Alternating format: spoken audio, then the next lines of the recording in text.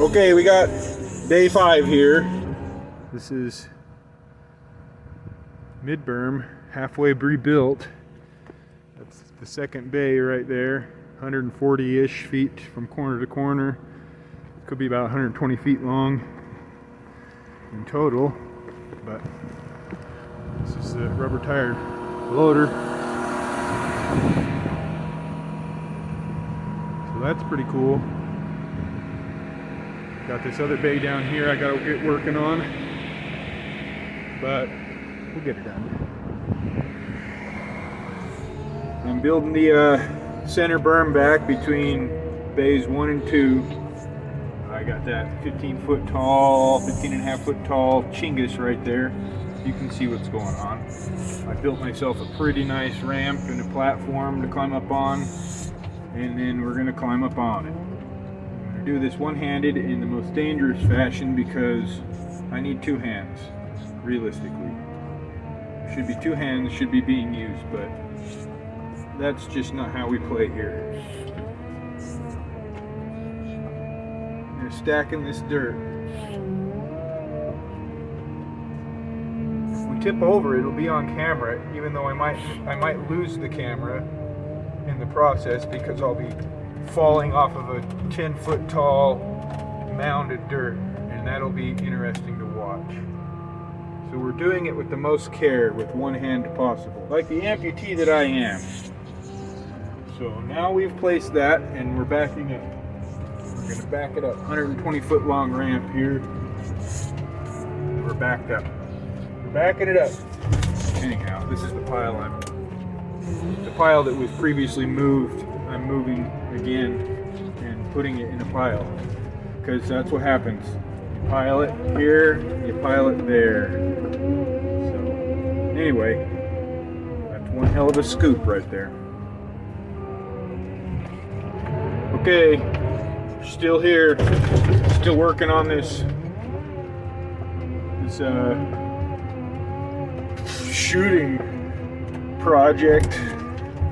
Shooting bays, shooting whatnot, shooting place, who knows. Anyway, I'm halfway built with this berm, and we had an executive decision to shorten it up from 15 feet high to 12 feet high because we're running out of dirt. We didn't quantify the amount of dirt coming from this center berm to begin with, so we were winging it, and it turns out the redesigned berm was going to consume at least almost all the dirt we had available. So someone who's in charge of the place he made the call. So that's what we're doing. We're shortening it up, which makes my life a little bit easier because it was taking for frickin' ever to build that thing 15 feet high. It's supposed to be 15 feet high, 30 feet wide, and that's a typical type of a dirt stack. 45-degree slopes. Natural stacked dirt is approximately like that. Sand or gravels or other sorts of dirts and their natures depend on certain variables, and their overall stack profile can be different. So this one ended up being a little wider at the bottom than we anticipated, the 30 feet. So anyhow, it benefits everybody. This thing being 12 feet tall versus that 15 feet tall berm. So I'm just fiddling it in here. I dump a couple buckets down, and then I sprinkle it to elevation. And then when I feel like I need to get out and check grade, I get out and check grade. So that's how it goes. See over here, that shooting bay, it's 120 long on one side, 140 on the other, about 60 feet wide. Anyway, none of that's important. This dirt getting moved is important. And I'm just doing it with one hand again, because that's the safest way to do it. So you have your other hand free to hold the camera. It's usually how it goes. So, and then, you just flip the button with one hand and you go back to the steering with the other hand. You got one hand on a knob 100% of the time, whether it's a steering knob or a other knob. There's a couple knobs in here to grab in this cab. I'm gonna rhyme, I guess. These are all rhymes I'm doing. So we're raining out here, so when you get a chance with your free hand, it's not steering or flipping switches and whatnot, reach over there and grab your wiper knob, and then you got a free wiped clear windscreen, and then that's great. So when you're not steering, you're clicking switches with the other hand, the steering hand knob, when it's free to click the switches. You can hear them in the background probably clicking. I got one forward and one reverse clicker, and then I got a trigger to set my differential lock for when I'm getting a good scoop on and I need to not spin all those tires. So that also helps. It's handy. It's definitely handy because nobody wants to see a $5,000 tire spinning, at least from my experience. I mean, I want to see him spinning, but the guy paying the bills definitely don't want to see that tire spinning. So that's why we use the diff lock. Plus it helps productivity because can be muddy out here because of the rain, or maybe not. So that's cool. That's why we do it. Whoa. Third gear, pinned, slow down for the pile, stab the pile, scoop the pile, pull out from the pile.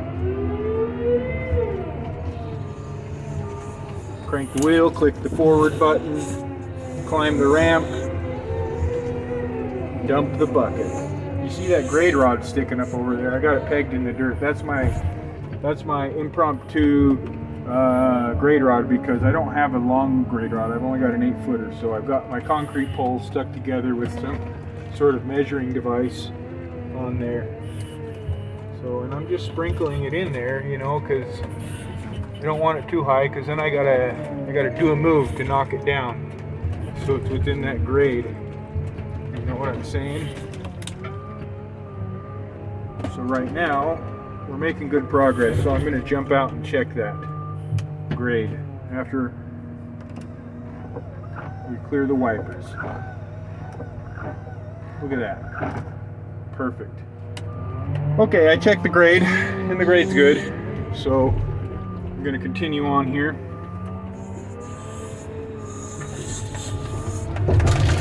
Starting to get a little bit rainy out here, which I don't care for, but it helps the process. Now we need the rain anyway.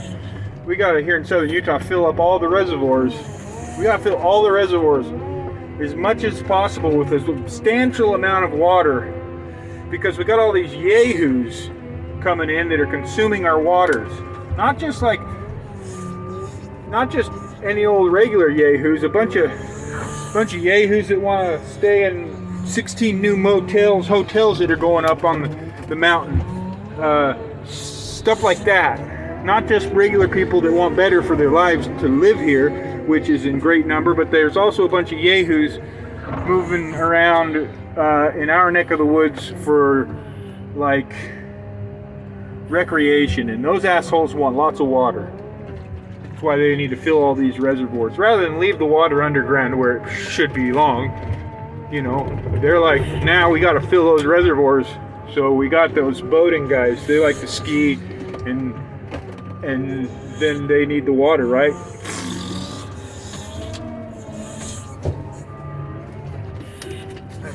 That's about how it works. And you got to get your wiper knob when your hands are free. Sometimes it actually turns into the blinker, which is no surprise, because the blinker's on the same lever as the wiper knob. I got a huge rock in the bucket there. I'm hopeful that it spills off to the side so I can gather it up later. Starting to get slick right here because of the water that's on the ground. Hopefully I can keep going.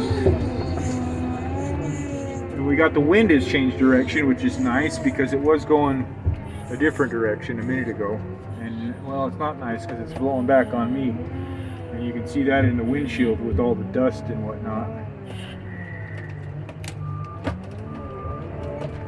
See that? We gotta wipe it off.